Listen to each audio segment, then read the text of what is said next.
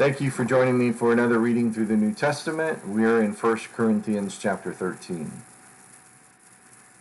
If I speak in the tongues of men and of angels, but have not love, I am a noisy gong or a clanging cymbal.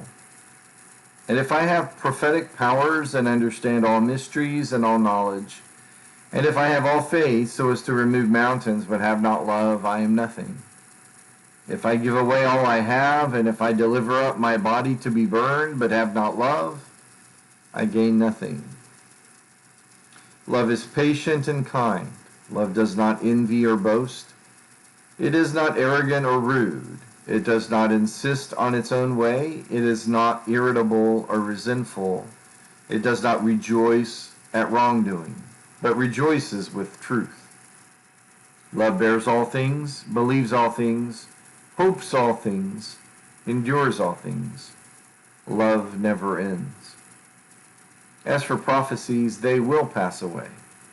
As for tongues, they will cease. As for knowledge, it will pass away. For we know in part and we prophesy in part, but when the perfect comes, the partial will pass away. When I was a child, I spoke like a child. I thought like a child. I reasoned like a child. But when I became a man, I gave up childish ways.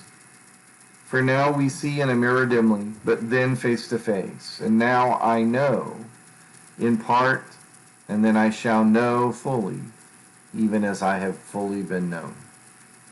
So now faith, hope, and love abide, these three, but the greatest of these is love.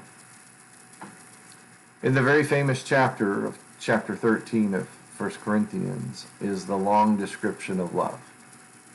It should not go unnoticed in our conversation today, but the significance of the application of love is that Paul made the attributes of love fit in the working of the miraculous gifts he had just spoken about in chapter 12. That if I use my gift, if I speak in tongues, if I have prophetic powers, or if I have the faith to move mountains, but I don't exercise them in love, and I don't have love, I'm just a bunch of noise. And so for us, the application should be that everything we do should be done in love. But yet the continuity of what Paul was saying wasn't just about love.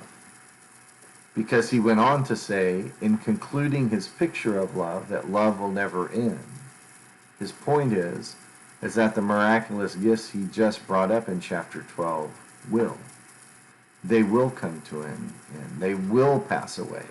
They will stop because they will have fulfilled their purpose. But love's purpose will continue to go on. And when we recognize that truth, then the sentence that is so important for us to understand in this context is that he says, when the perfect comes, the partial will pass away. We oftentimes question what he means by the perfect, the complete, the total. Perhaps it is a reference to the revelation of that these parts of the miraculous gifts intend to convey, and I think that that's a valid understanding, and I believe that that's a true understanding. But in reflection, I've often wondered if not really the perfect is you.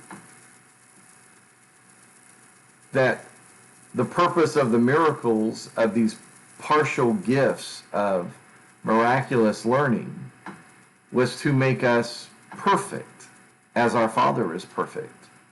And so once that perfect has come, then this partial is going to be done away with, these partial gifts.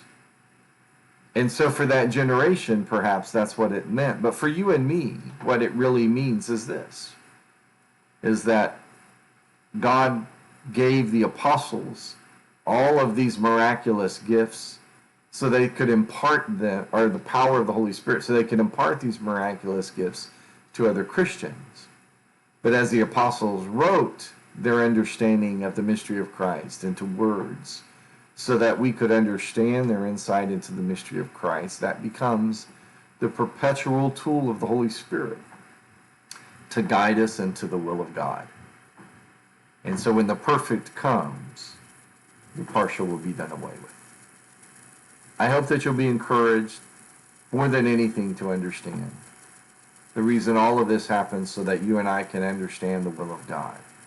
So let's make it a habit to try in our everyday to learn more of it. Thank you for joining me, and join me again for another reading through the New Testament, trying to make your weekdays strong.